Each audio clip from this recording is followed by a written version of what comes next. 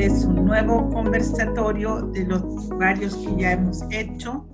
Quiero decirles que estamos muy contentos por la audiencia y además por la fidelización, porque hay mucha gente que está viniendo más de una vez, lo cual para nosotros es tremendamente importante porque significa que de alguna forma estos conversatorios les han servido a ustedes para su gestión en los diferentes estamentos en los que se desarrollan. Quiero contarles que hoy día el tema es habilidades del siglo XXI, que son tremendamente importantes, y metodologías de innovación educativa. Algo que, dada la contingencia que estamos viviendo claramente, es un tema tremendamente importante. ¿Quién va a ser de moderador en esta oportunidad? Mi nombre es Lili Orell, para los que no me conocen, Lili Orell Padilla. Soy profesora de Física y Ciencias Naturales, magíster en Educación, y nos acompaña en esta oportunidad dos personas que son realmente expertos en esta área, que es justamente las nuevas metodologías y la innovación pedagógica. Primero voy a presentar a Tatiana Arce Castillo. Ella es subdirectora de educación de Comeduc. Comeduc es la Fundación Nacional del Comercio para la Educación, y también es exdirectora de la Corporación Municipal de Desarrollo Social de Ñuñoa, exdirectora de Educación. Profesora de Historia y Geografía, pero no son sus únicos méritos, porque además Tatiana fue la directora del Colegio Bicentenario de Puente Alto, uno de los primeros colegios bicentenarios que tuvo nuestro país, y con mucho éxito en su gestión.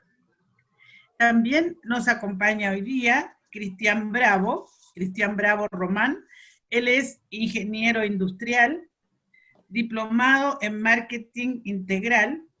Él es experto en coaching educativo, mentor de Startup Chile, consultor de educación innovativa, pero lo más importante es que él es un formador de temas tales como innovación, creatividad, trabajo en equipo, design thinking, algo que hoy día vamos a conocer en detalle.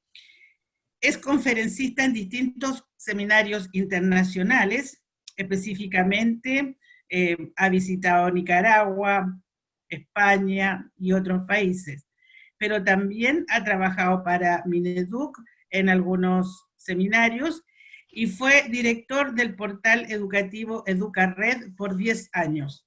Es decir, una persona también con muchísima experiencia en todo lo que tiene que ver hoy día con el tema de la innovación, que es justamente lo que nosotros queremos enfrentar como conversación.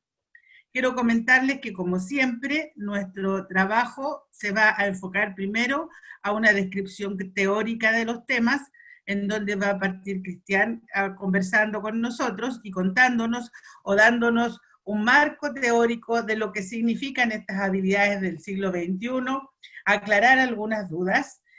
También decirles que ustedes pueden hacer sus consultas a través del chat. Si ustedes escriben la consulta, terminadas las presentaciones, les damos la palabra para que cada uno pueda realizar directamente la pregunta, y de esa forma nos vamos ordenando, porque vamos conociendo el número de consultas que tenemos. Si alguien necesita pedir la palabra por una situación que no sea una pregunta, sino que quiera hacer un aporte o un comentario, perfectamente también lo puede solicitar vía el chat interno. Como siempre tengo que decir que las tres fundaciones que nos han convocado para este conversatorio son Gestión Didáctica, Fundación Acciona y Juntos por la Educación. Y que todo lo que se ha dicho en este conversatorio es responsabilidad, como siempre, de las personas que emiten los comentarios y no necesariamente pudieran representar, ¿cierto?, el pensamiento de alguna de estas instituciones. Así es que, dicho eso, le doy la bienvenida entonces a Cristian Bravo para que conversemos respecto de estas habilidades del siglo XXI. Cristian. Gracias, Lili. ¿Te puedo que me permitas compartir pantalla para Sí, poder subir la estamos ok. presentación? Está listo. Voy a subirla entonces y la comparto. Seguramente no va a estar en el inicio, pero la vamos a... ¿Se alcanza a ver ya? ¿Sí? Bien. Ponla en imagen de Sí, pantalla completa.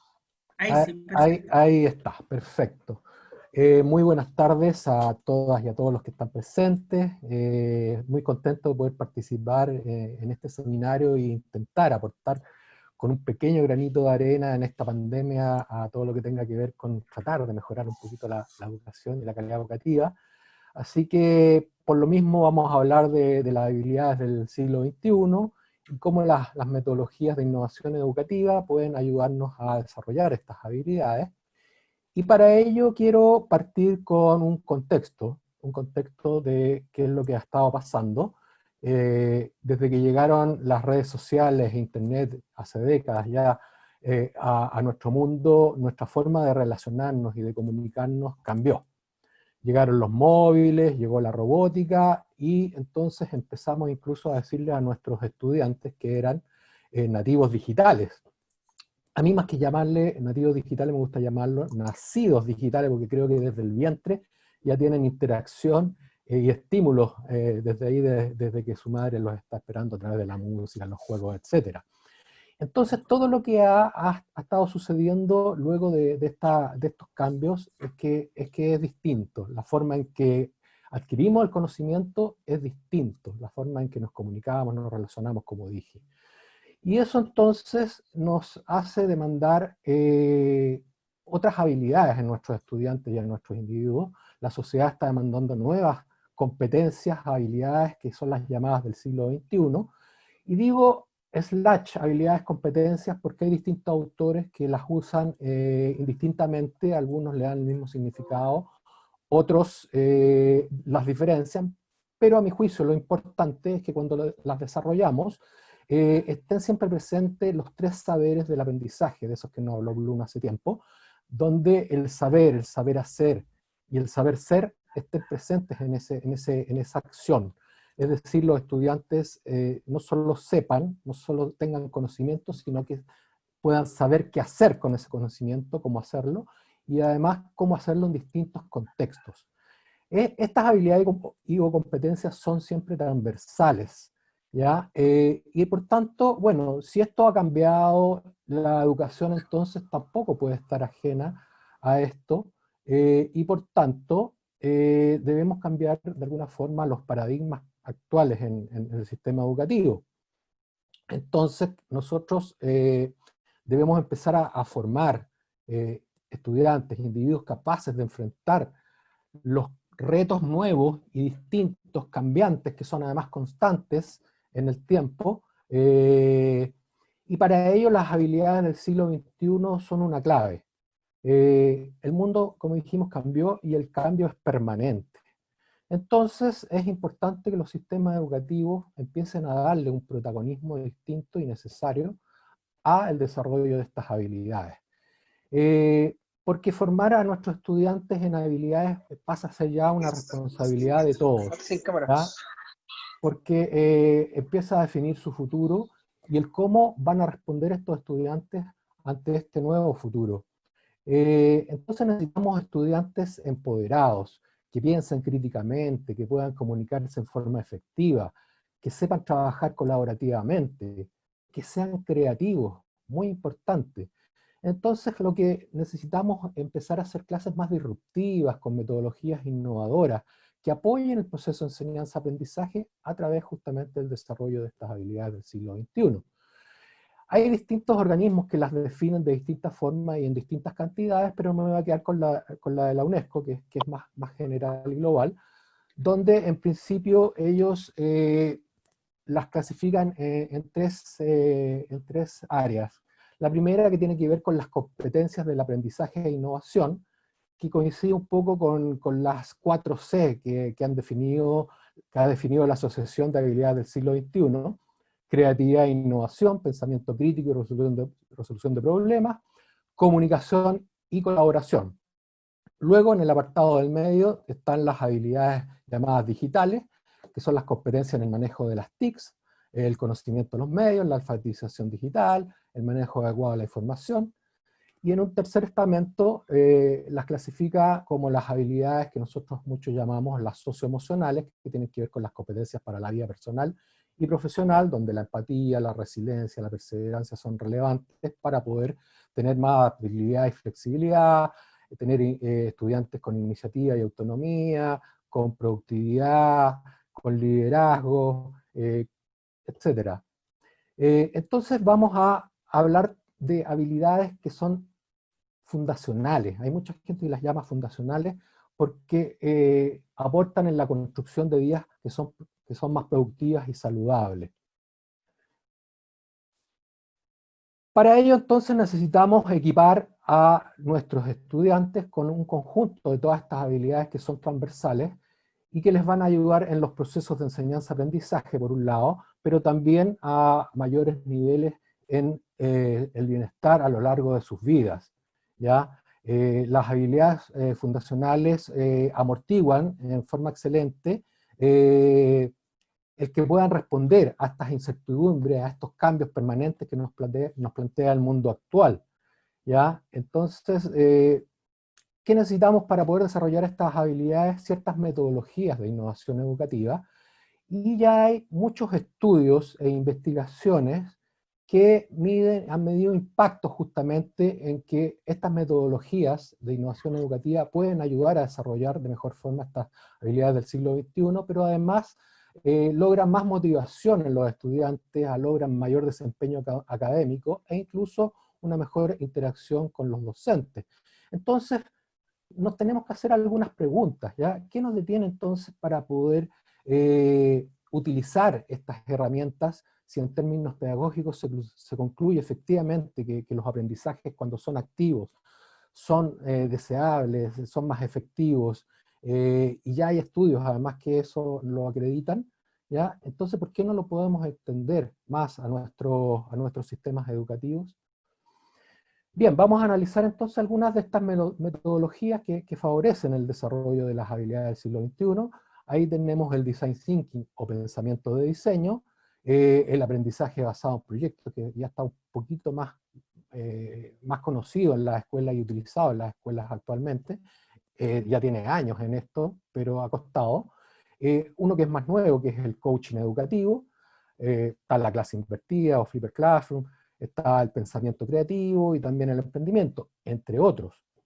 Vamos a analizar un poquito lo que es el pensamiento de diseño, o design thinking, que nos sirve para solucionar problemas o para generar grandes ideas a través de un proyecto, porque es una metodología que justamente sirve para resolver esos problemas a través de la creación de ideas muy exitosas, pero basados en la observación primero y en el entendimiento de las personas.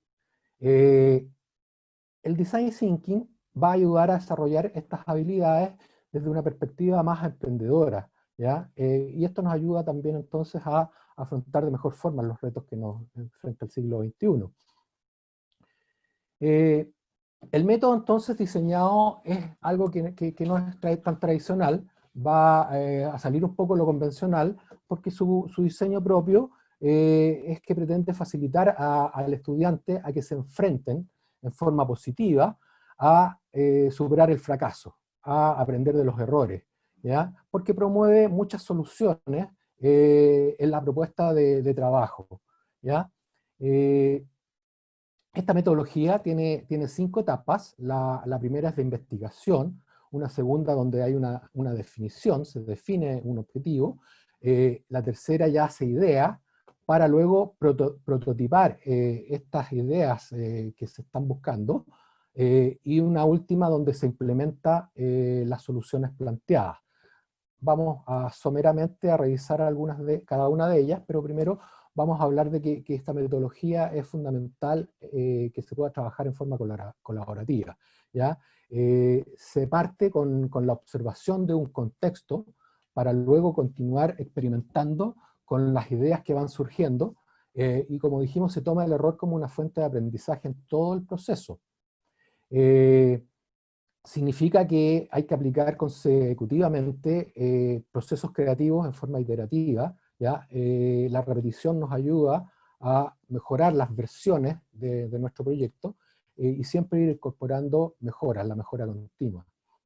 El paso 1, que es investigar, tiene que ver justamente con la exploración, con la búsqueda de muchos datos y análisis de la situación que tenemos, para luego crear las innovaciones que sean significativas, comprendiendo primero y en profundidad a las personas que están involucradas en esta problemática, pero los docentes también a sus estudiantes, de manera tal de poder conocerlos.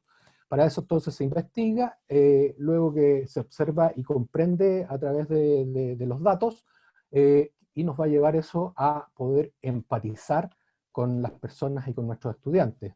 El mapa de empatía, por ejemplo, es una herramienta que se utiliza en esta etapa, donde el docente empieza a plasmar en un papel qué dicen, qué sienten, qué hacen, qué piensan sus estudiantes para poder entenderlos, qué opinan, qué hablan con sus amigos, podemos plasmar eso, podemos entender a nuestros estudiantes primero, y en conjunto con nuestros estudiantes podemos utilizar esta misma herramienta para entender a las personas que están involucradas en la problemática que se está o se quiere estudiar, o a la gran idea que se quiere concretar.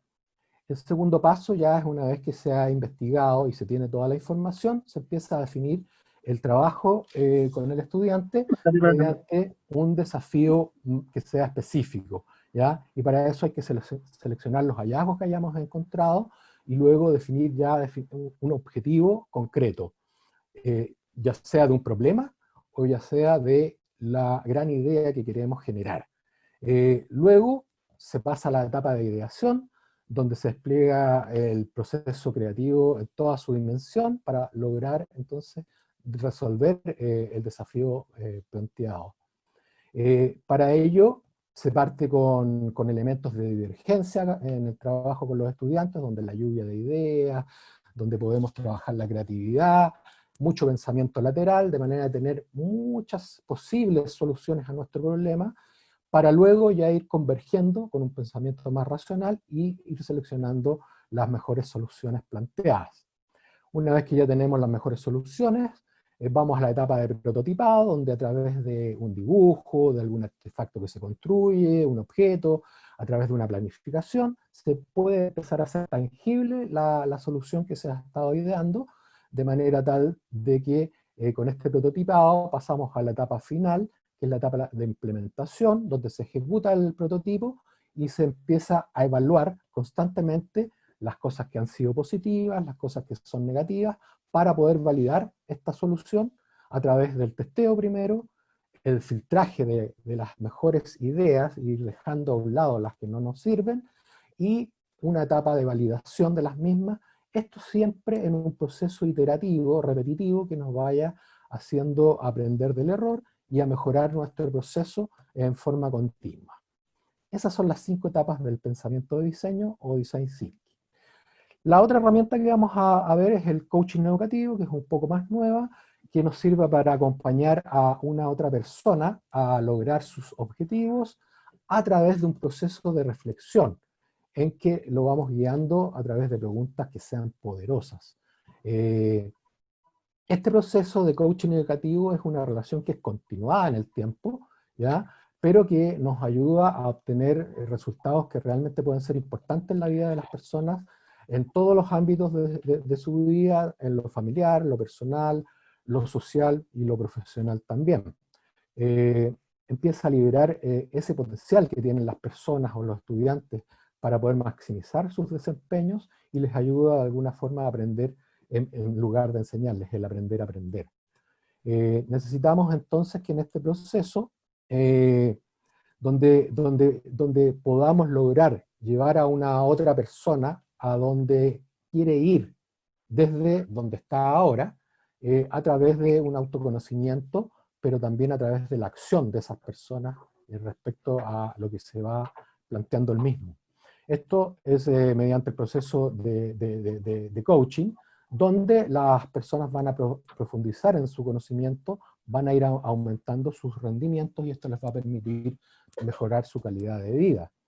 Pero llevémoslos al ámbito del sistema educativo, en la comunidad educativa. Entonces el desarrollo personal y profesional va a ser del equipo directivo, de los docentes y o de los estudiantes.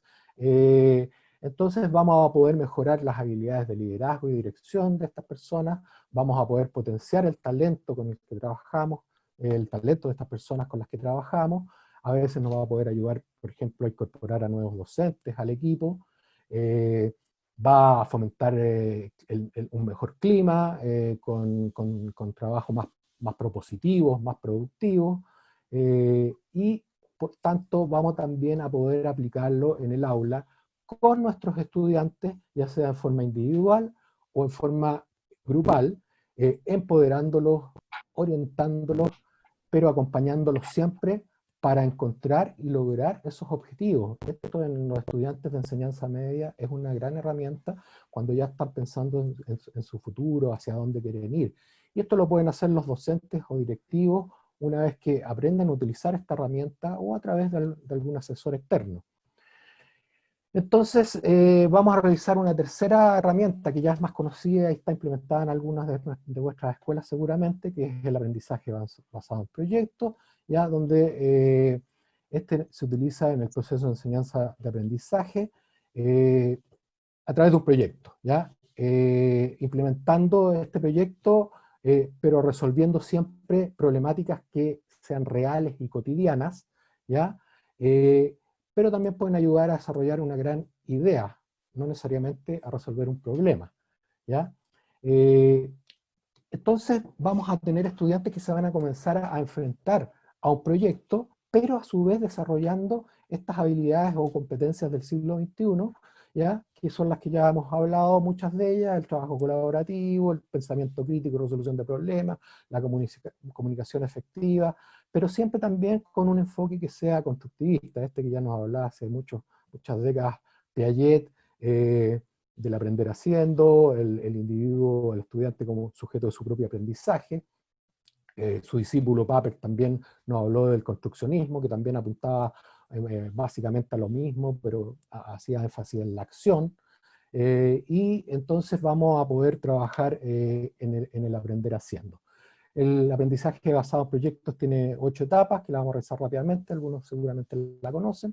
Primero, una definición conjunta entre el docente y los estudiantes. Esto también puede ser transversal en varios cursos, con varios docentes, con estudiantes de distintas edades o con distintos ramos, y crear un proyecto conjunto.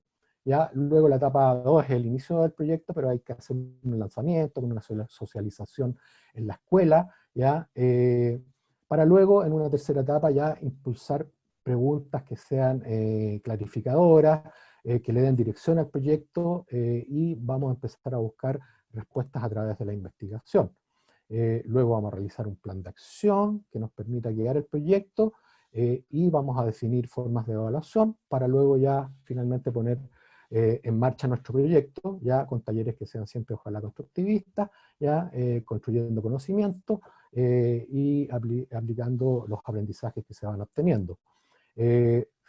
Finalmente hay 2 etapas, una que es la entrega de los productos que se logran en este proyecto, y importante la presentación de los resultados del proceso por parte de los estudiantes a sus pares en la escuela, a sus padres y apoderados, a la comunidad, si es que a lo mejor están resolviendo una problemática que es más, que está más fuera del colegio, están ayudando a la comunidad, pero siempre al final con una evaluación y una revisión que sea siempre reflexiva también de los aprendizajes obtenidos.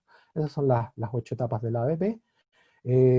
Hay fortalezas que tiene esta metodología que muchos estudiosos del tema nos han ido contando en el tiempo. Hay algunas de ellas, porque aumenta la motivación, hay más asistencia a la escuela de los estudiantes porque están motivados, más participación propiamente tal en la clase, ¿ya? Mejor disposición cuando hay tareas, va también mejorando la satisfacción de los estudiantes con el aprendizaje mismo, se sienten más satisfechos, los prepara de una mejor forma para enfrentar las situaciones reales que van a ir encontrando en su vida, ¿ya?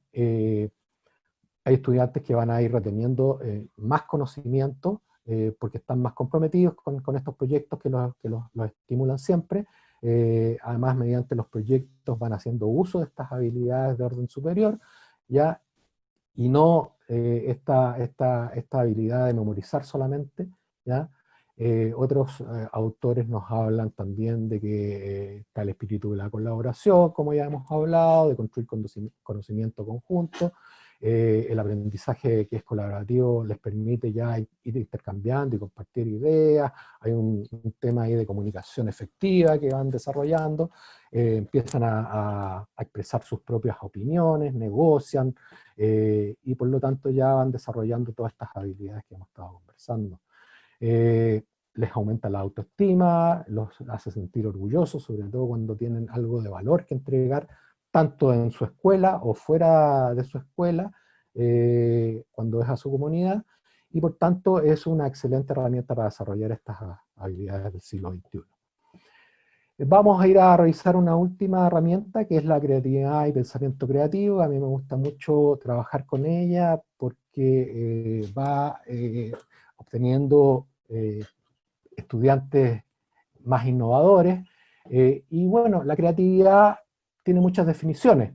¿Ya? Bono nos decía que es confeccionar algo que no existe, por ejemplo. O Bailey nos decía que es algo nuevo. Pero como hay bastantes definiciones, por mientras nos vamos a quedar con que es la generación de nuevas ideas o conceptos, o de nuevas asociaciones entre ideas y conceptos que son conocidos, que producen soluciones que van a ser originales a alguna problemática siempre real. Entonces, por ejemplo, nos cita Duarte que en la medida que una persona puede alcanzar niveles elevados de creatividad, va a obtener y tendrá la posibilidad de solucionar situaciones que sean problemáticas, va a poder solucionar problemas, o a generar ideas.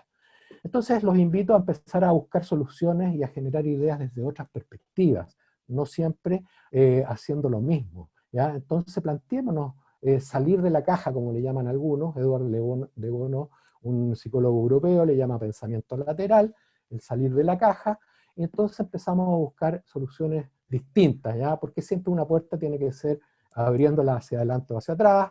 El pensamiento lateral nos ayuda a obtener soluciones que son innovadoras y que son tan efectivas o más efectivas que las tradicionales, ¿ya? Por ejemplo, si nosotros miramos esto, la niñita primero vio jirafas, y ahora desde otra perspectiva ve otro animalito.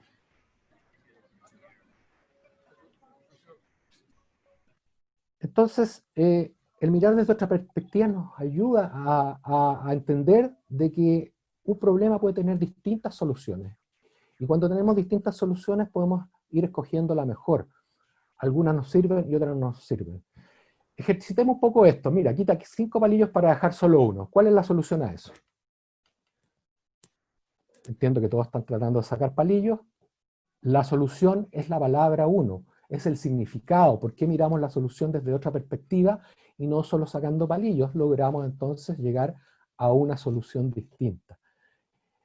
La creatividad entonces no es un asunto que solo los genios pueden desarrollar, es una habilidad que todos podemos aprender y entrenar. Y por tanto se puede ejercitar en talleres, en clases, en forma permanente. Un señor entró a su casa y apagó la luz. Se fue a dormir. Cuando despertó al otro día, se dio cuenta que habían muerto 300 personas por su acción. ¿Qué pasó? Bueno, vamos a ver también algunas barreras de la creatividad, porque hay ciertos supuestos que nos impiden ser creativos. A algunos de ellos les vamos a llamar barreras. Vamos a ver algunos de ellos. Por ejemplo, el piloto automático, que es cuando estamos demasiado acostumbrados a algo, se nos hace difícil verlo distinto.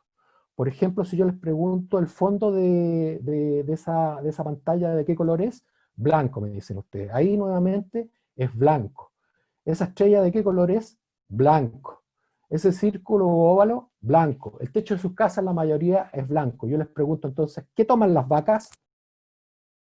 La mayoría seguramente contestó leche. No, las vacas nunca toman leche, solo los terneritos maman, las vacas toman agua. Y el piloto automático nos hace responder justamente de esa forma, lo primero que se nos viene a la mente automáticamente.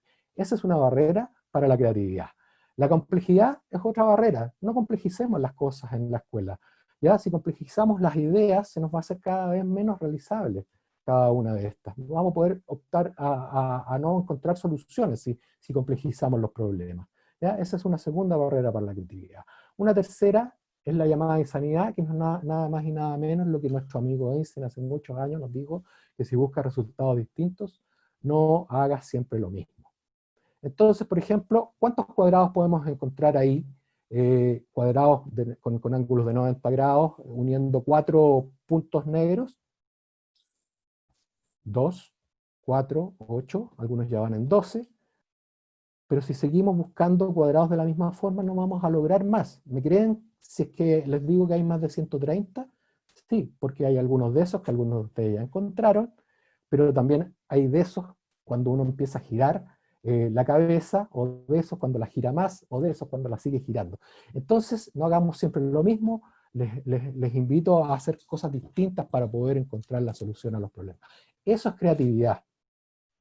Y bueno, recuerdo un poco la definición, que es generar nuevas ideas o conceptos, pero también de asociar ideas o conceptos que ya son conocidos, ¿ya? Y esto va a producir habitualmente soluciones que son muy originales. Y si esto es creatividad, ¿qué es innovación? Algunos entienden que es lo mismo, algunos la distinguen. La verdad es que la innovación nos ayuda a materializar la creatividad, no sacamos nada con quedarnos en nuestros sueños, en ser solo creativos. En términos prácticos, la innovación no es más que la materialización de la creatividad, pero con resultados positivos, con valor agregado, ¿ya? Siempre con valor agregado. Ahí recién logramos innovar. Antes solo fuimos creativos. Seamos creativos, pero también innovemos. Entonces, un niño llamado John, muy travieso, le dice su mamá un día: John, no abras la puerta del sótano, porque si abres la puerta del sótano vas a ver cosas que no te van a gustar. Su madre salió un rato y el niño John, ¿qué fue lo que hizo? Lo que ustedes piensan, abrió las puertas del sótano. ¿Y qué vio John? Bueno, ahí por el chat me pueden contestar qué vio John, o me escriben al mail que ahí dejé puesto por cualquier pregunta a futuro que quieran hacerme o comentarios. Muchas gracias. Muchísimas gracias, Cristian. Yo me quedé con una duda. ¿Qué pasó con el señor que apretó el interruptor y fallecieron 300 personas? ¿No explicaste qué pasó? Pero contestaron por el chat seguramente algunos, pues. Bueno, No, nadie ha contestado. ese señor vivía en un faro, ¿ya? Entonces, claro, al apagar la luz de su casa, efectivamente, justamente provocó esa situación. Me piden el correo ahí, lo voy a poner de nuevo rápidamente, pero cortito para que lo anote por si alguien lo quiere anotar, para poder continuar con ¿Y esto. qué tal si lo escribimos en el chat? También, pues, sí, es verdad. Es Cristiao. Mejor escríbelo en el chat y así lo pueden tener todos. Ya, pero como dije que lo iba a poner, aquí Sí, está está, bien. ahí está, Cristiao.bravo. cristiao.bravo@gmail.com. Voy Ya. a salir nuevamente, entonces, no, dejé de compartir, ¿cierto? Sí, alguien dice era ciego. No, no era ciego, no era ciego. Esto es justamente un ejercicio que a mí me gusta mucho, que es un poco complicado de explicar, pero bueno, al final les cuento qué es lo que vio el niño John y por qué. Bueno, lo importante ahora es que todas las personas que quedaron con dudas, que quieren conocer más de esto, pueden ir haciendo sus preguntas en el chat.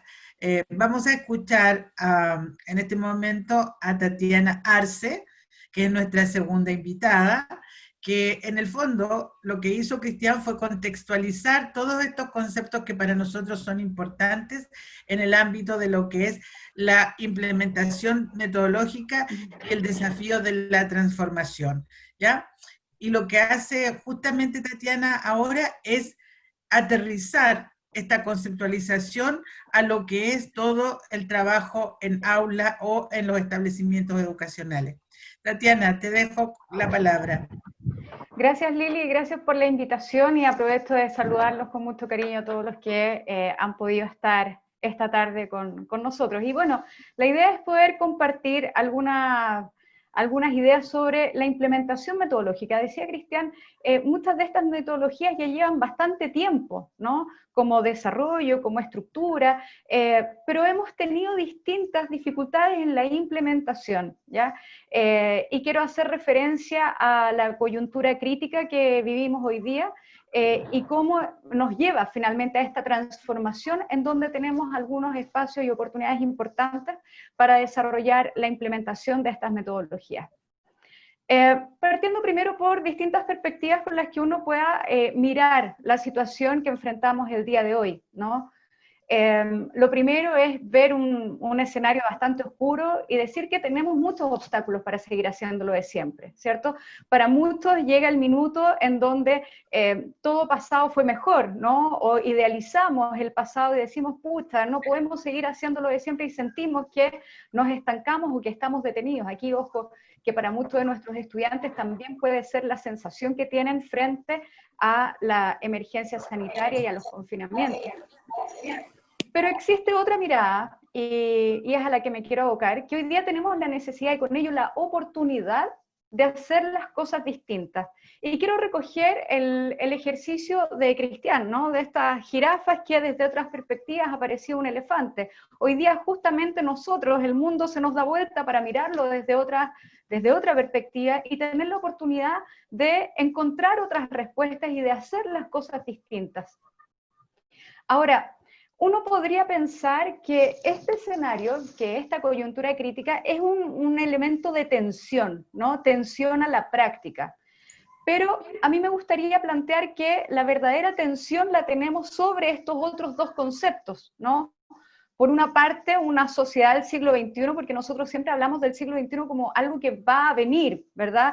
Y no nos damos cuenta que ya estamos en el 2020, es decir, el siglo XXI ya lleva 2 décadas, por lo tanto, la tensión que yo veo que existe es entre la sociedad del siglo XXI y la educación, y que se expresa en situaciones como esta, ¿no? En distintas demandas ciudadanas de participación que no se dan solamente en nuestro país, que tendemos de nuevo a tener un foco, ¿verdad?, muy acotado de nuestras perspectivas, sino que es un proceso mundial y global y que tiene distintas causas reivindicativas, ¿no? De participación, de derechos sociales, de temas de género, de temas ambientales que movilizan a las sociedades del mundo en esta década que estamos viviendo. Y por otra parte, y esto es un meme que me compartió alguien en marzo de este año, porque nosotros, este 2020, que es un año muy singular y muy desafiante, pero en marzo del 2020 estábamos preparados para esto, es decir, para continuar haciendo lo que hacíamos siempre, ¿ya? Y ahí se muestra un poco la clase en 1920 y la estructura de la clase del 2020. Entonces aquí hay una tensión entre una sociedad en ebullición permanente, ¿cierto? Con sed y ánimo de cambio y de que ese cambio sea sobre la base de una participación activa, y por otra parte, una estructura de clase, de aula que tiene un modelo tradicional donde la participación es regulada bajo esta, comillas, normalización, ¿verdad? Y donde se dan dinámicas relacionales como bien estrictas, ¿no? Muy distintas a lo que pasa del aula hacia afuera o del colegio hacia afuera. Bueno, para nosotros el tema de las demandas estudiantiles es un tema de más plazo, siglo XXI, desde el 2006 en adelante, si recordamos, viene toda una movilización que nos lleva a nosotros, docentes, a pensar en la estructura de la educación y cómo se desarrollan las clases, cuáles son las metodologías que utilizamos y cómo vamos desarrollando esta interacción que va generando finalmente los aprendizajes significativos de los estudiantes. Y bueno, esto es para compartir, ahí seguramente se nos va a notar la edad de cada uno de nosotros, pero esto es bien simpático, porque con todo esto de los confinamientos y la pandemia, no sé si se acuerdan de esta serie animada, de los años 70, 80, los supersónicos, que ya en esa época adelantaban un poco cómo iba a ser el mundo del mañana, ¿no? Ya veían el siglo XXI. Y muchas cosas pasaron, pues. El teletrabajo, las clases online, el deporte, ¿verdad? La telemedicina, las videollamadas, los autos que vuelan, los están desarrollando, en fin, los supersónicos dieron hartos puntos en el clavo de lo que nosotros vemos hoy día. ¿Y se acuerdan ustedes cómo era la educación de los supersónicos? ¿Alguien se acuerda? Bueno, estas son como preguntas para reflexionar, pero yo los voy a ir ayudando. Esa era la escuela. La escuela todavía tenía un espacio físico, donde el estudiante tenía que trasladarse a ella, ¿ya? No llega a representarse lo que vemos hoy día. De hecho, esta era una clase de los supersónicos. Seguíamos teniendo todos en nuestra estructura que la educación era así, ¿no? Los estudiantes sentados en distintos bancos, pupitres, y la profesora en este caso es un robot, pero seguía la misma lógica, ¿no? Del pizarrón, que lo cambiamos después por la pizarra interactiva, o que cambiamos los bancos por estos bancos, ¿se acuerdan? Modulares para hacer grupos, pero que finalmente la lógica de aula seguía exactamente igual. Entonces, lo que vemos nosotros hoy día es una transformación, y toda esta emergencia nos ha llevado a ver distintas situaciones para poder transformarlas. ¿A qué me refiero? A que hoy día tenemos que repensar la organización de los espacios y de los recursos. Nosotros ya no tenemos que desplazarnos al colegio, seguimos educando, pero han surgido nuevas arquitecturas digitales, plataformas, aulas virtuales, desde donde nos acercamos con los estudiantes. Las redes sociales se transformaron también para ser espacios de desarrollo pedagógico, el WhatsApp también se puso al servicio de armar redes que permanecieran en contacto. Rompimos la lógica incluso de un profesor, un curso, un aula, 45 minutos, el profesor con el libro de clase debajo del brazo, para poder registrar lo que hacía. Y fuimos armando distintos proyectos o distintas instancias educativas para un nivel completo, o para los estudiantes que tuviesen determinadas necesidades, o para los estudiantes que tuviesen cualquier tipo de interés particular para responder finalmente a sus necesidades. Fuimos armando también nuevas estructuras de trabajo, rompiendo quizás esta lógica de los trabajos por departamento para buscar otras lógicas de organización al interior de la escuela. Asimismo, los recursos se reorientaron y nos damos cuenta lo importante hoy día que es tener a los estudiantes conectados. Un estudiante conectado es un estudiante que puede acceder. Entonces los colegios han hecho muchos esfuerzos en mantener a sus estudiantes con conexión, ¿verdad? O algún tipo de conexión para hacerlos parte de la comunidad. Lo segundo que hoy día vemos con claridad es el foco en la motivación para el aprendizaje. Tenemos muchos estudiantes que, aún teniendo conexión, no se conectan. Aún sabiendo que quizás exista una promoción automática, o que de acuerdo al decreto, ¿verdad?, tenemos que ser muy rigurosos en el proceso pedagógico y en las evidencias, lo importante aquí es que el sujeto quiera aprender, ¿ya?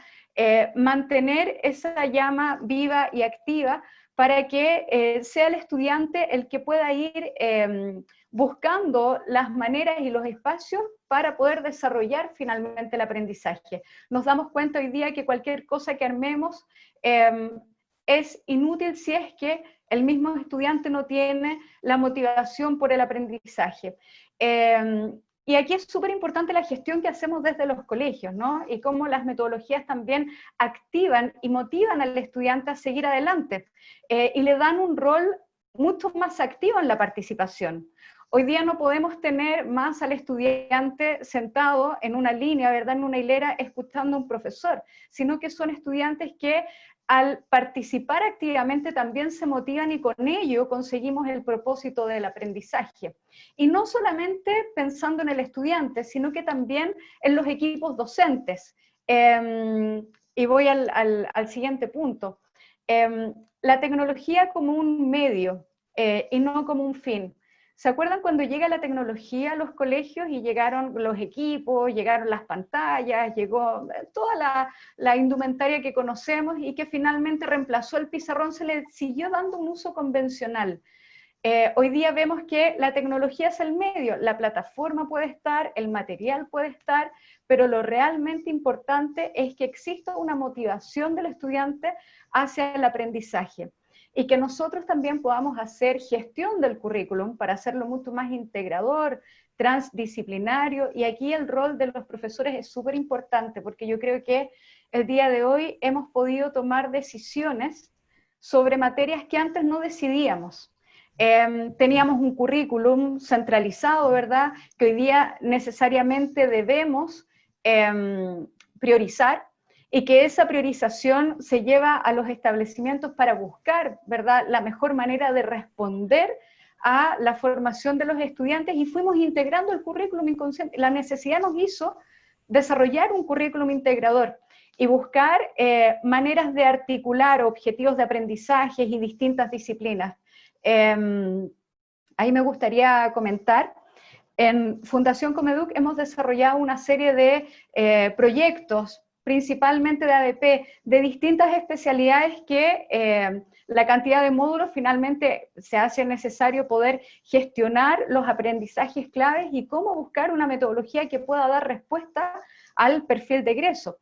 Y en ese sentido, no sé, logística, programación, gastronomía, contabilidad, educación física, la diversificación del estudiante, ha hecho que no solamente tengan que trabajar en conjunto los profesores, sino que los profesionales de toda la red, que es una red de 19 colegios que tiene establecimientos desde Chillán hasta Viña, y hoy día en un clic pueden estar en mesas técnicas y desarrollando productos verdaderamente interesantes para poner al servicio del desarrollo de los estudiantes. Este es más o menos el esquema, ¿no? Así como la tecnología es un medio, la metodología también es un medio. ¿Para qué? Para promover una participación activa de los sujetos en la interacción y que genere un desarrollo colectivo. Entendiendo que no es solamente, implementar una metodología no solamente pretende buscar una manera de cómo el estudiante desarrolle una experiencia que genera aprendizajes, sino que como una instancia, una experiencia, ¿verdad?, permite el desarrollo de toda la comunidad, porque aprende tanto el estudiante como el equipo docente que va armando un proyecto, que desarrolla una propuesta, crece en motivación, crece en energía, crece en validación, ¿verdad?, y por ahí también crecemos en profesionalización docente, en poder implantar diálogos profesionales constructivos y colaborativos de manera permanente y no eventuales. Nosotros tenemos, yo creo, e insisto, las metodologías no son nuevas y se han implementado con bastante éxito en algunos casos.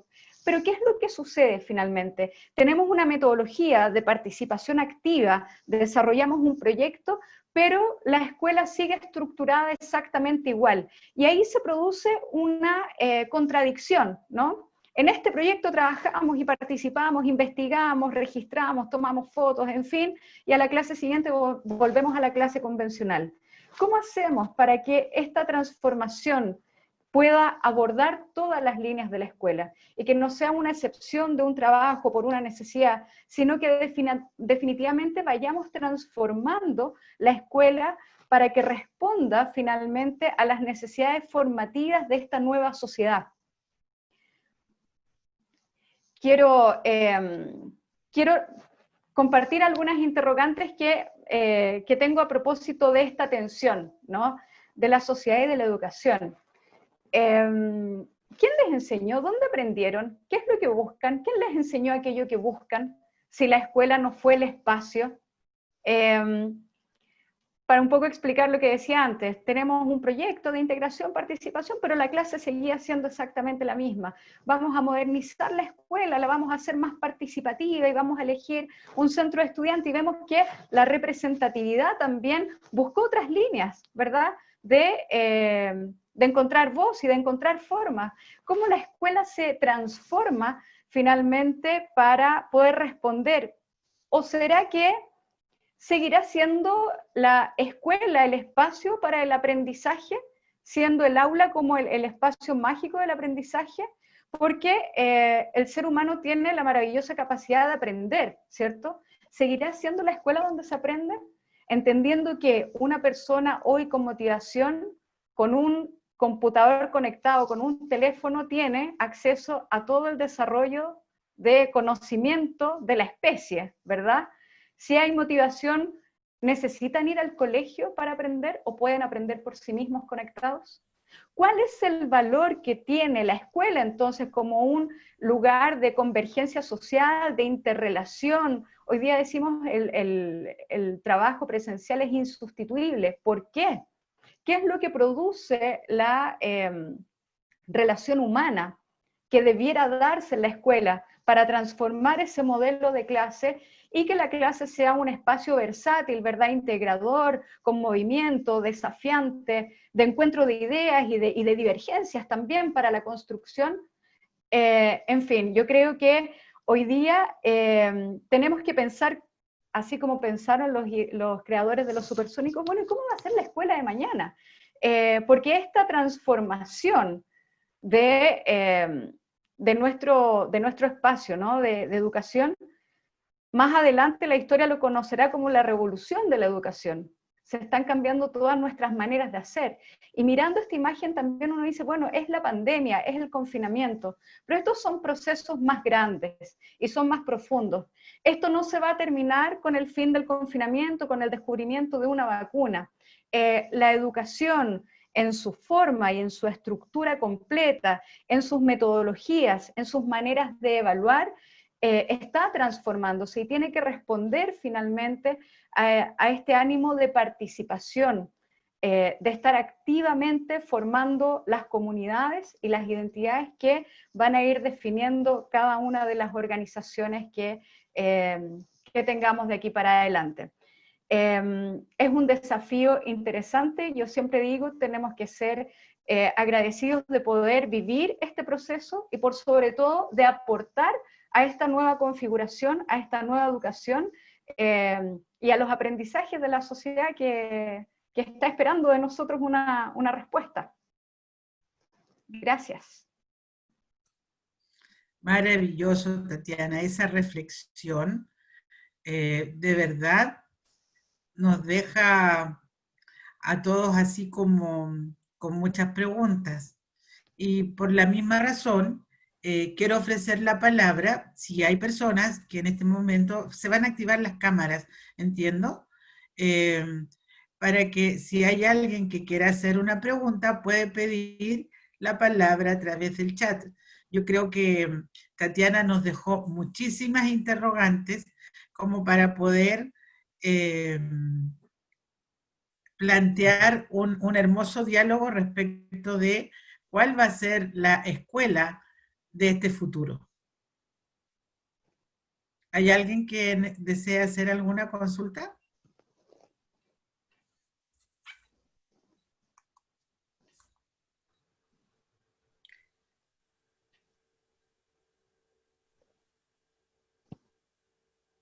Silencio total.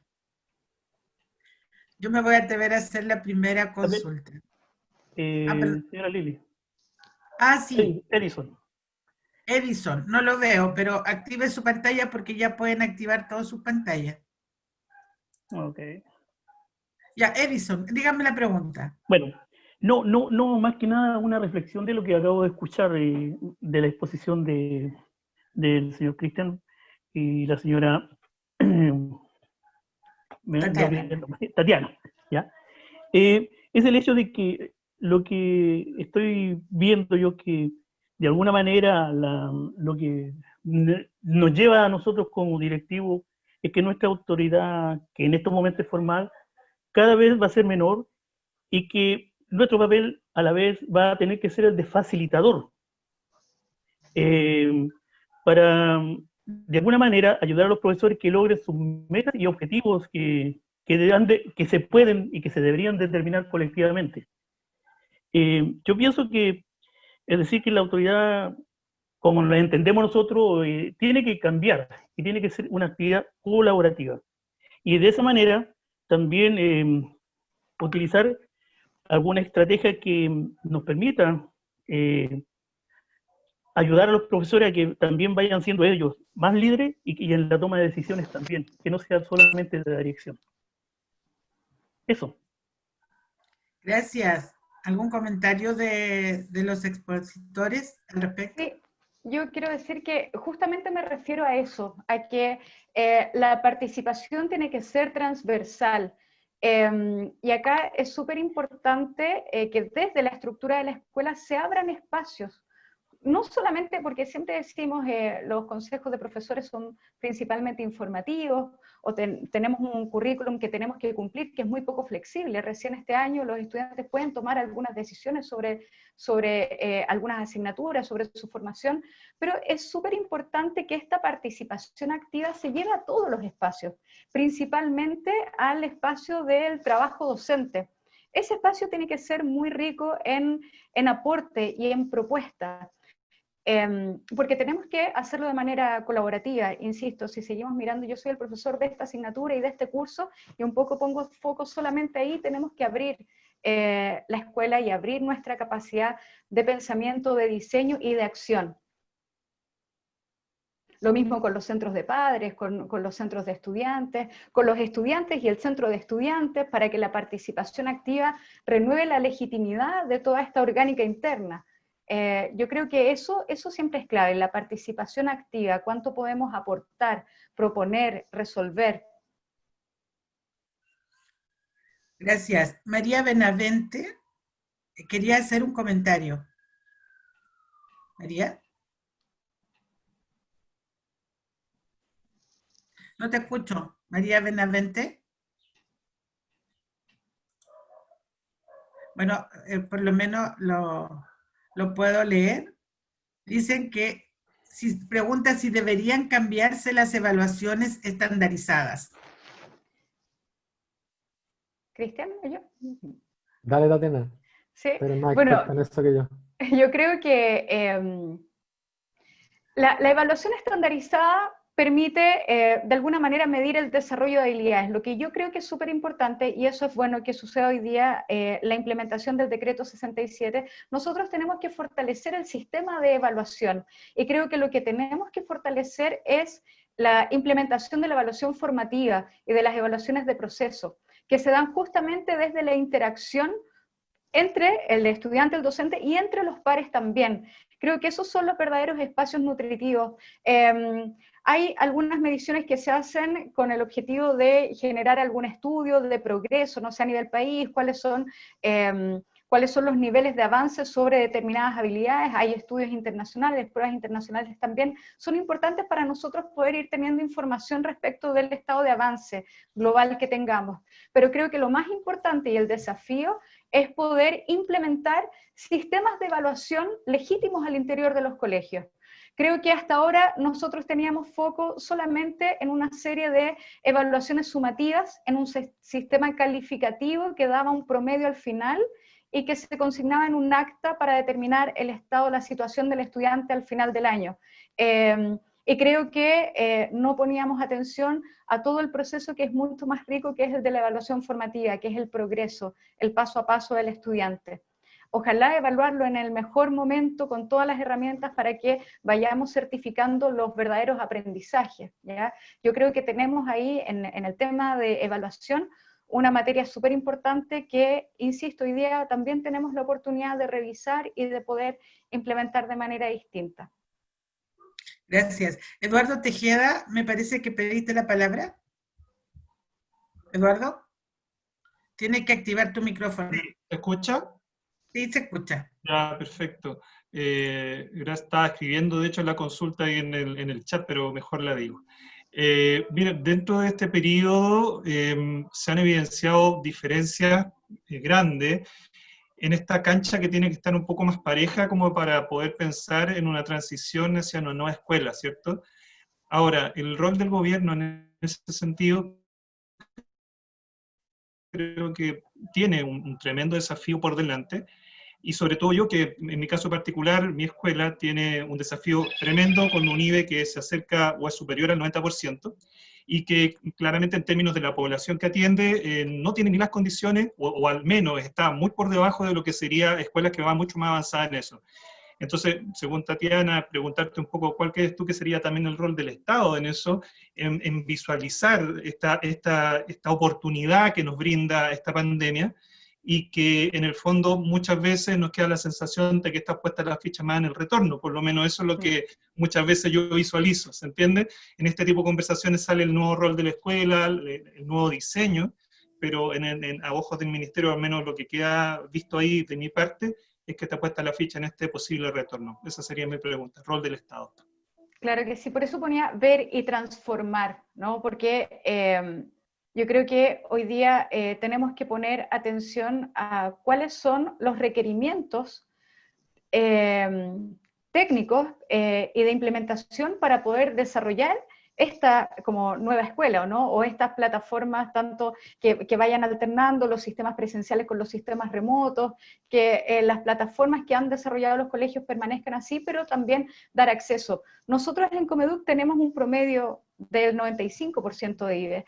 Entonces conozco muy bien lo que tú dices, Eduardo, y hemos hecho muchos esfuerzos en poder entregar al estudiante distintos materiales que hoy día necesitan. Los computadores no tenía asunto que estuviesen en los colegios, entonces se entregan al estudiante con planes de datos para conectarse, los estudiantes que tengan dificultades de conexión por territorio, hay estudiantes rurales, entonces se buscan otros mecanismos. Hoy día estamos en la etapa más difícil y más tensa, que es, claro, cuáles son los recursos que se necesitan. Y desde la política pública, yo creo que también es importante poder asegurar cuáles serán aquellos recursos que requieran implementarse para el desarrollo de políticas públicas que garanticen y aseguren el acceso de los estudiantes a un sistema que hoy día está en transformación.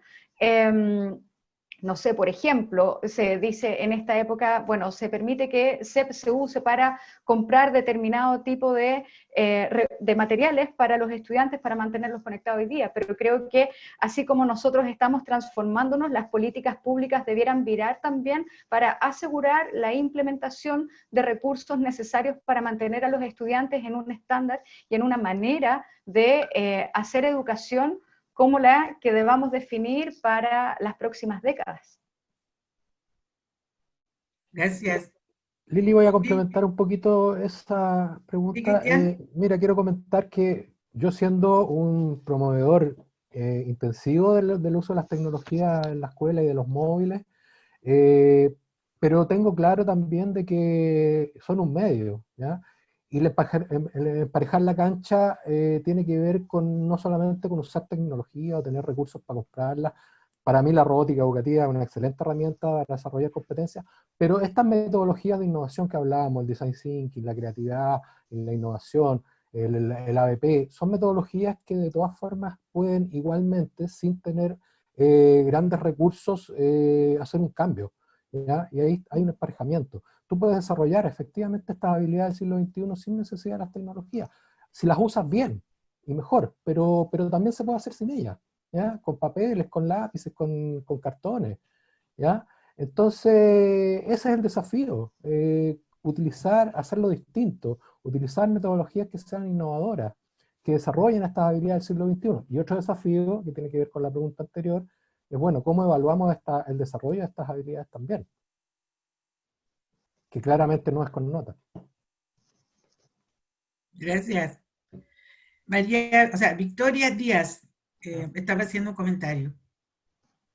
Victoria. Tienes que activar tu micrófono.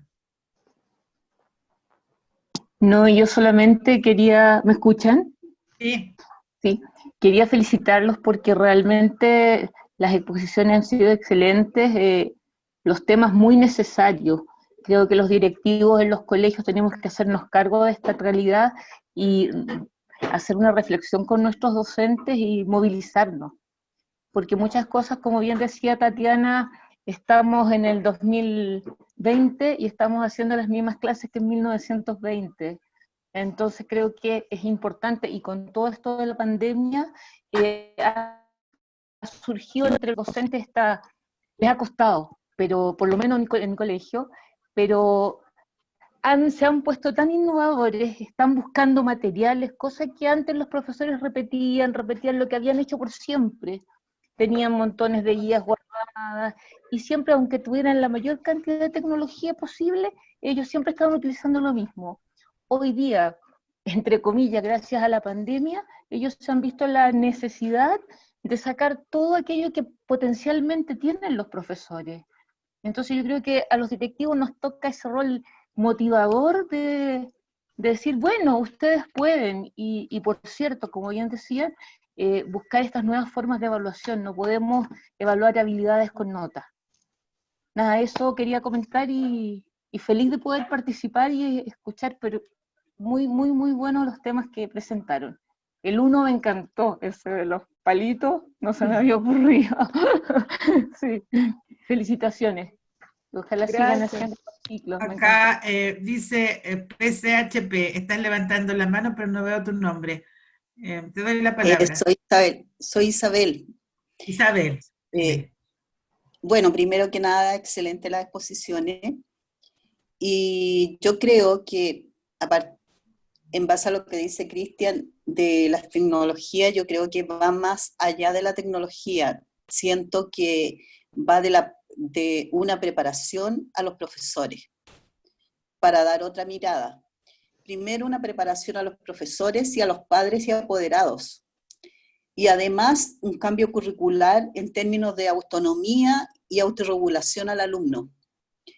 Porque yo trabajo en colegio con riesgo social, pero si no se da una formación de autonomía y autorregulación, ahí interfiere mucho un problema disciplinario.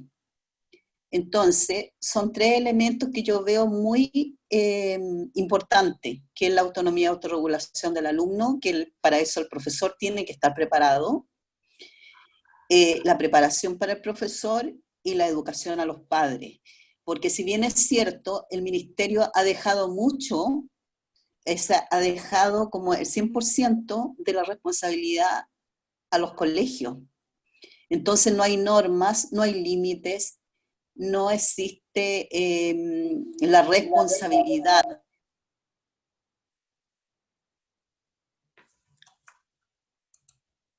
No se escucha. Se fue, parece. Isabel, no te escuchamos.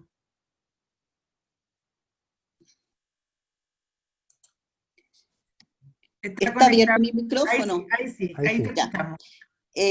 Creo que el ministerio ha dado al colegio toda la responsabilidad.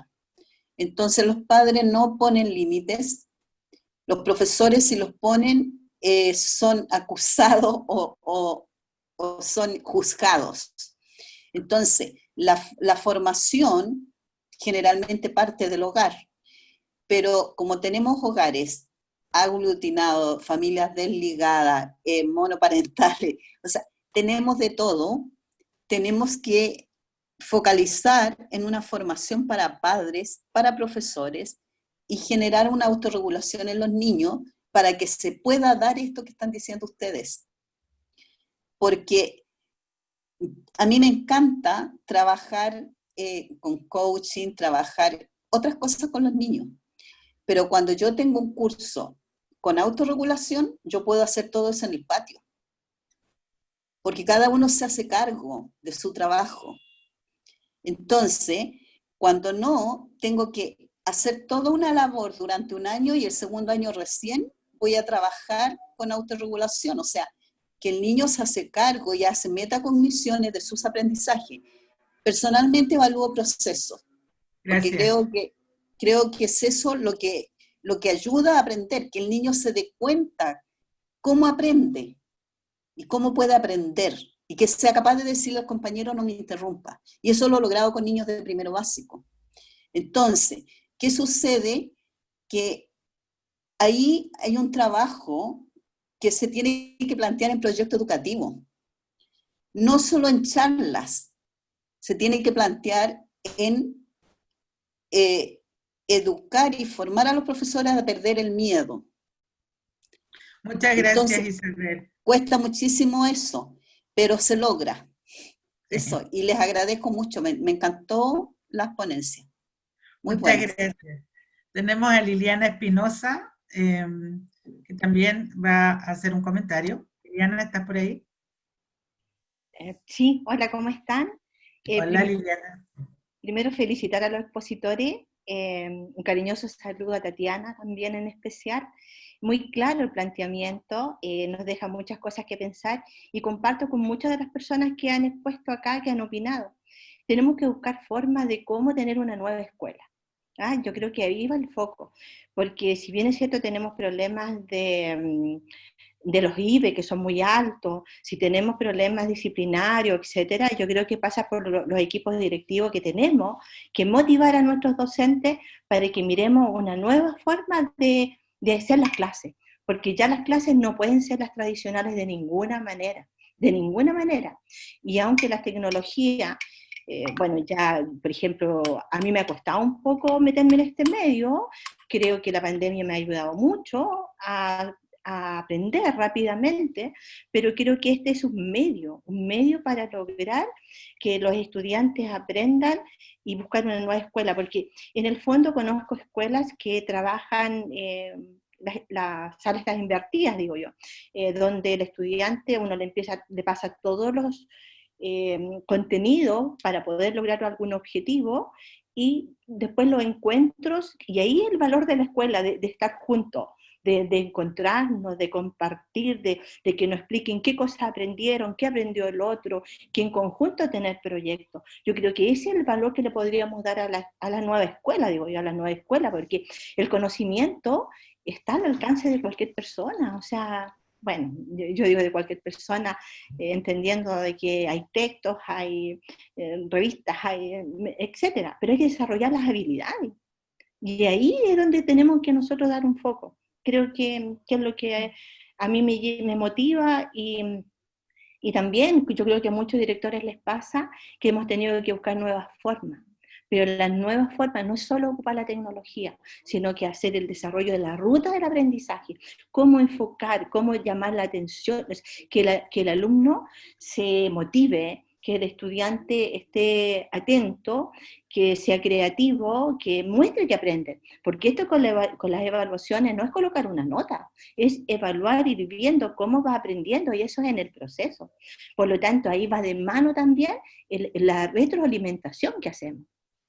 Que es un foco súper importante, cómo retroalimentamos a nuestros estudiantes, porque no basta decirle, estás bien, o no estás bien. O sea, uno tiene que ser muy clara y precisa para decir, has logrado tal habilidad, o busca por este otro camino para que puedas desarrollar la otra. ¿Ya? Pero en general podríamos estar horas y horas porque son temas muy apasionantes, así que los felicito, y la posibilidad también de tener este encuentro de conversación. Así que felicitaciones al completo. Muchas gracias. Gracias, Liliana. Yo solo quiero hacer una pregunta.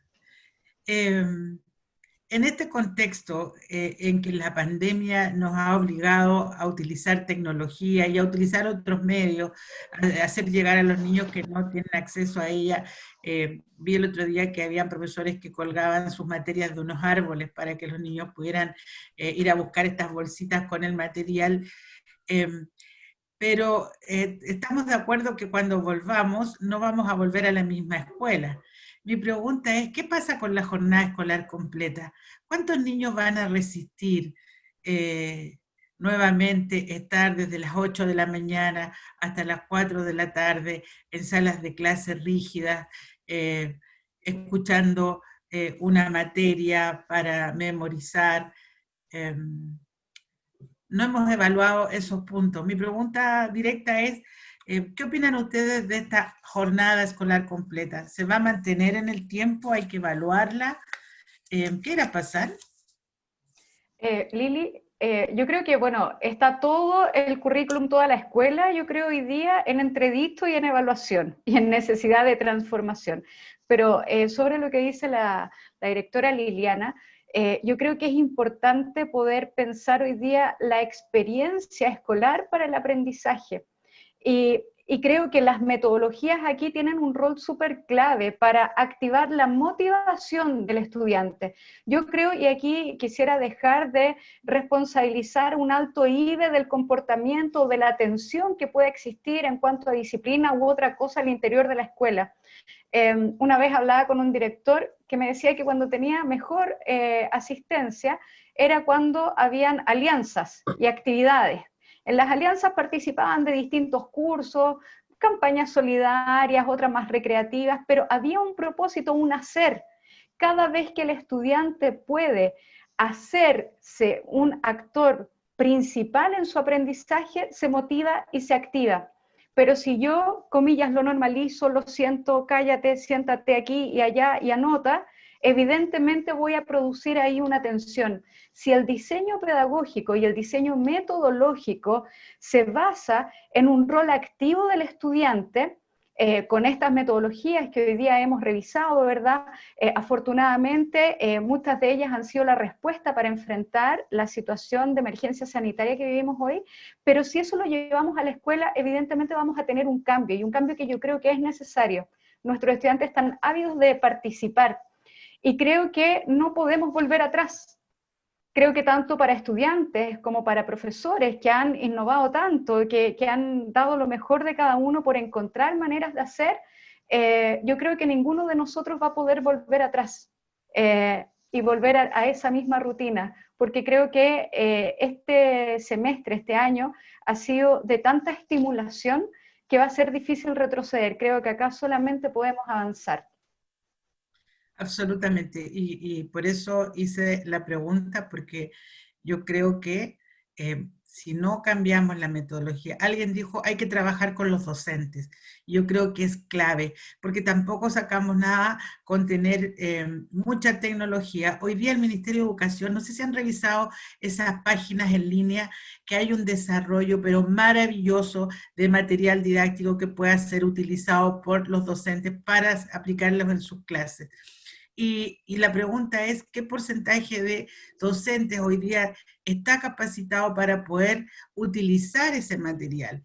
Entonces creo que también hay una tremenda responsabilidad de parte de los que son directivos, por ejemplo, de poder apoyar a sus docentes en estas nuevas tecnologías, pero no solo en usar un computador, sino que de qué manera esta es una herramienta que me permite mejorar la relación que existe entre el aprendizaje y los estudiantes. Y de esa manera, claramente, poder generar creatividad, poder generar innovación, porque los chicos hoy día van kilómetros, años luz de distancia respecto de lo que estuvieron antes.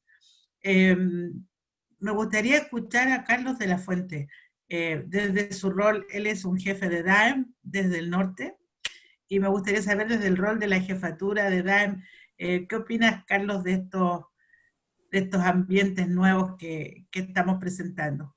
Muy buenas tardes a todos. Pedir disculpas porque no alcancé a estar desde un principio, ya por las mismas responsabilidades que uno tiene no alcancé a llegar.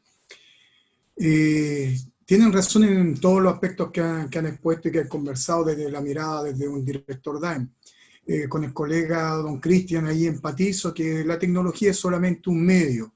Recordando lo que se habló el miércoles pasado, me puse a investigar, a ver, y realmente llegué a la conclusión de que estas generaciones jóvenes no son nativos tecnológicos, porque ni siquiera saben ocupar muy bien un Word, un Excel. Entonces, solamente, y ojo que aquí con lo que decía Tatiana, solamente ocupan las herramientas que le hacen sentido. Yo se lo llevo académicamente, estas herramientas, estos chats, están cumpliendo un rol de aprendizaje significativo. Para ellos significa algo y lo quieren aprender. Entonces vuelve a recaer el rol en los docentes, en los que pueden lograr el perfeccionamiento, el éxito o el fracaso de una estrategia. Yo puedo tener la mejor tecnología del mundo, puedo tener todo el apoyo, el internet, lo que sea, pero cuando un docente logra llevar a puerto de buena instancia una metodología, un programa, un proyecto, lo que sea, lo consigue. Y cuando lo quiere desechar, lo desecha. ¿En qué se comprueba? En México, ustedes saben sobre los mentores que quisieron implementar aquí en Chile. En México, por una década generaron mentores con apoyo del Estado. El Estado le quitó los recursos y ellos solo hasta el día de hoy siguen generando y produciendo mentores. Nosotros todavía no lo hemos podido lograr. Si no le pagamos a alguien para que genere un mentor, no se logra.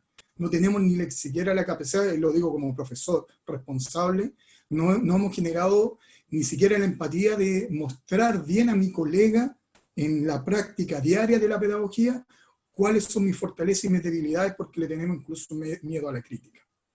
Volviendo al tema, implementar con tecnología no basta, tenemos que volver a nuestros recursos, como decía Tatiana, la metodología, y como decía la maestra, creo que fue Liliana, que es importante para el alumno, cómo retomamos mantenemos la atención, como dice el DUA, reconocer las barreras, derribarlas y mantener la atención. Es metodología, tenemos que navegar en lo que son diferentes metodologías, pero tienen que ser de acuerdo no a lo que el docente cree, o quiere creer que es bueno, sino que a la realidad del alumno. Y ahí ya me nacen los estilos de aprendizaje. Hacemos un pequeño esfuerzo como docentes de reconocer cuáles son los estilos de aprendizaje de mis alumnos para generar estrategias, metodologías acordes a su realidad. Esa es una primera pregunta que tenemos que plantearnos. La tecnología es nada si los docentes no estamos preparados para generar aprendizaje significativo, aprendizaje profundo, con metodologías que nazcan de las necesidades de nuestros alumnos. Y a lo que preguntaba usted, la GEC, por el amor de Dios, hay que volverla a analizar, hay que volverla a replantear. Cuando llegó a Chile era una idea hermosa, la cual se degeneró en conceptos y cada uno la hizo como pudo. Entonces hay que volverlo a plantear. Por otro lado, recordarle a todos los colegas directivos que los planes y programas basados en el constructivismo desde el año 91, ustedes los pueden adecuar, no estamos obligados, o sea, nosotros podemos presentar nuestros propios planes y programas en un establecimiento, aunque sea municipal. Hay que construirlos, también lo pueden hacer de acuerdo a la realidad de su institución. Eso es lo que les podría agregar, o sea, simplemente porque estas son conversaciones por temas larguísimas. Muy amable, Tatiana, por tocar los temas que alcancé a escuchar y que me imagino por dónde iba la línea. Pero recordar y agradecer a don Cristian, como dijo bien, la tecnología es un medio, no es un fin. Y nosotros también tenemos que transformarnos en un medio. Si queremos generar autonomía en nuestros alumnos, por ejemplo, ABP, excelente camino. Análisis, método científico, nosotros tenemos que entregar las herramientas para generar esa autonomía en los alumnos, con el respeto que me merecen. Si volvemos a las mediciones antiguas, en el año 20, incluso que se siguen ocupando algunas, y le decimos a nuestros alumnos, copien la página 57, ahí no hay autonomía, no la vamos a generar jamás. Así que, muchas gracias por darme la palabra, señora Lili, muy agradecido. Gracias, Carlos. ¿Alguien más que quiera hacer algún comentario? Yo creo que un poco sobre lo que dice Carlos, no tenemos que confundirnos más en confundir medios con fines. La tecnología es el canal, es la herramienta. Las metodologías son eso, el cómo, ¿no? Es el método, el camino para, pero el fondo es cómo es este ciudadano nuevo, esta persona que nosotros estamos formando. ¿Y qué habilidades, qué características debe tener esa persona? En cuanto a innovación, a resolver problemas, a flexibilidad, a integración del conocimiento, en fin, yo creo que tenemos que evitar cometer los mismos errores que ya hemos cometido de confundir los medios con los fines. Absolutamente. Bueno, doy la palabra si hay alguien más que quiera hacer algún comentario. Lili, ¿me puedes dar la palabra? Sí, Liliana. Sí. A ver, con lo que decía Tatiana recién, es en el fondo nosotros lo que tenemos que hacer es, como decía el nombre del encuentro de hoy, desarrollar las habilidades que se necesitan para el ciclo, digamos, que estamos y el siglo que viene.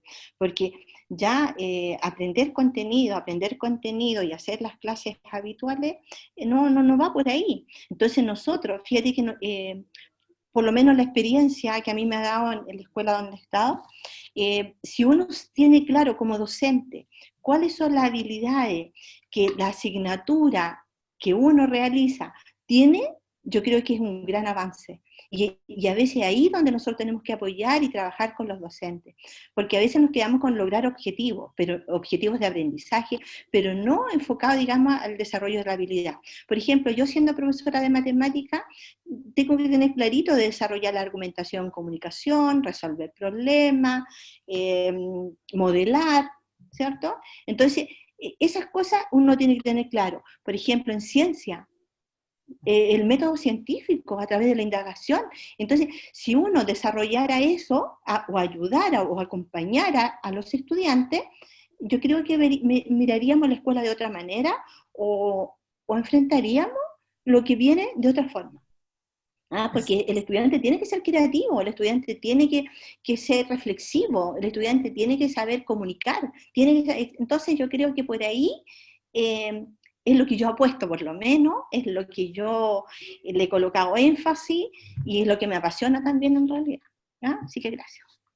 Y lo que te ha dado muy buen resultado, Liliana.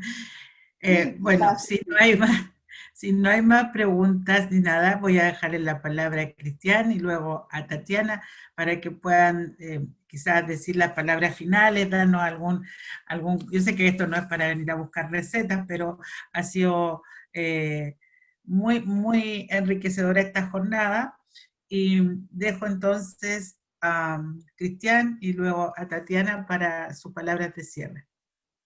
No, muchas gracias a todos los que estuvieron presentes y además pudieron compartir, además aprendizaje, siempre se aprende. Creo que una conclusión de esto es que la escuela del futuro es ahora, no es el futuro, es ahora ya. Lo necesitamos ya, necesitamos metodologías innovadoras, necesitamos desarrollar competencias del siglo XXI, pero ahora ya, no podemos esperar más, ¿ya? Por eso a nuestros estudiantes no les va bien en las pruebas internacionales, porque no desarrollamos competencias, no desarrollamos siempre pensamiento crítico, no les enseñamos a resolver problemas. Y la verdad es que aquí hay una oportunidad, ¿ya? Es una oportunidad la que tenemos, tremenda, que nos ha dado la pandemia, pero también no es una oportunidad que hay que aprovechar. Ahora, ya. Gracias. Gracias. Tatiana. Bueno, feliz de participar. Gracias por la invitación, Lili, porque yo creo que este momento no se va a volver a repetir. Y tenemos que estar en permanente análisis, reflexión y también un poco haciendo lo mismo que pedimos para las organizaciones, ¿no? Compartiendo ideas, fortaleciendo nuestras ideas, llevarlos a las prácticas, volver a conversarlas, volver a compartir y a construir entre todos esta nueva manera de hacer. Solamente eso. También muy feliz de poder compartir con todas las personas que han participado, así es que nada, feliz, creo que es el camino. Ok, yo, a ver, ahí Carlos, ¿quiere decir algo? ¿Sí? Dime. Sí, un dato que me quedó dando vuelta, un dato freak, muy, muy pequeñito, que ahí un colega habló de lo IBE, y otra colega le dijo, parece que fue Tatiana, cuidado con esos datos, porque una vez unos colegas me dijeron que uno de los obstáculos, ojo, que es un elemento que hay que tener en cuenta, pero una vez me hablaron, por ejemplo, de los alumnos PIE, hice un análisis en otra comuna, y que decían que ellos bajaban, por ejemplo, los promedios, y nos dimos cuenta que ellos no eran los gatillantes para bajar los promedios de los establecimientos. Hoy día están nuevamente muy de moda con lo IBE que me hablan, y acabo de terminar hoy un análisis de una comuna, que obviamente por respeto no lo voy a nombrar, y medí todos los niveles de IBE de escuelas particulares subvencionadas y municipales. Y increíblemente, y como ya todos lo saben, se lo pueden especular, las escuelas particulares tienen un poco mejor de rendimiento y tienen mayor IBE. Y tengo los datos, los puedo algún día compartir, y tienen mayor IBE y tienen mayor cantidad de alumnos en estas categorías. Entonces, nuevamente, en nuestras hipótesis, vienen abajo con nuestras creencias docentes. No son datos preponderantes para los resultados que tenemos. Solamente eso quería agregar. Muchas gracias. Gracias, Carlos. Bueno, yo solamente les quiero decir a ustedes, hay una palabra que están pidiendo, Jimena Varela, dime. Tienes que abrir el micrófono. Sí, ahora sí. Mira, en realidad felicitarlos a ti, Lili, principalmente, que creo dentro de los aspectos positivos de esta pandemia es que se crean instancias así de conversación, porque en otro contexto, en nuestras rutinas diarias, es muy difícil.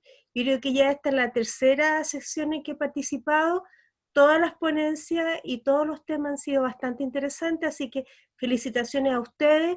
Por supuesto, un cariño a Tatiana, que la conozco, a Cristian también muy bien, y realmente yo creo que mirando el vaso lleno, ha sido positivo dentro de este contexto que tengamos esta instancia de reflexionar, que sin lugar a dudas la educación va a cambiar las rutinas, van a cambiar, va a haber muchos protocolos, eso lo tengo más que seguro, y vamos a tener que replantearnos horarios, turnos, a lo mejor pensar en la planificación invertida y buscar otras estrategias para poder llegar a buen puerto con nuestros estudiantes. Así que felicitarlos a todos y en forma especial a ti, Lili, y a Ramón, que han sido gestores de esta iniciativa.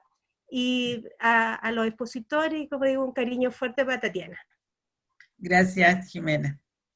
Bueno, nosotros nos sentimos tremendamente orgullosos, partimos hace mucho tiempo, o sea, más de 2 meses con estos conversatorios y con 6 personas que nos acompañaron.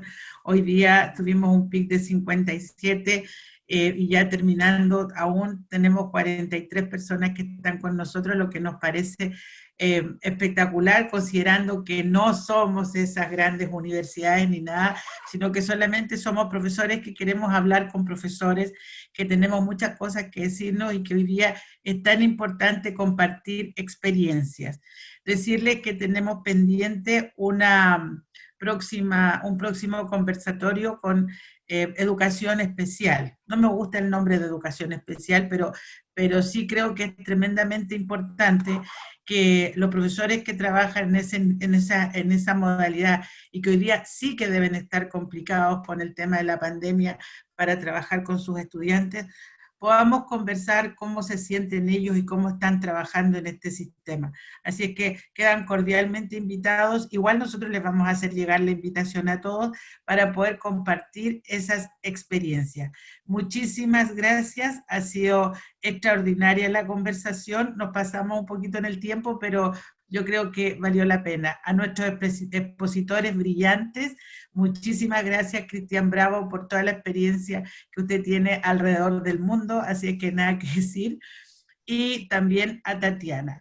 Si alguien todavía quiere contactarse con ellos y no lo logró hacer, en el mismo mail que les enviaron la invitación, le pueden pedir consultas a Ramón González para que los contacte con ellos.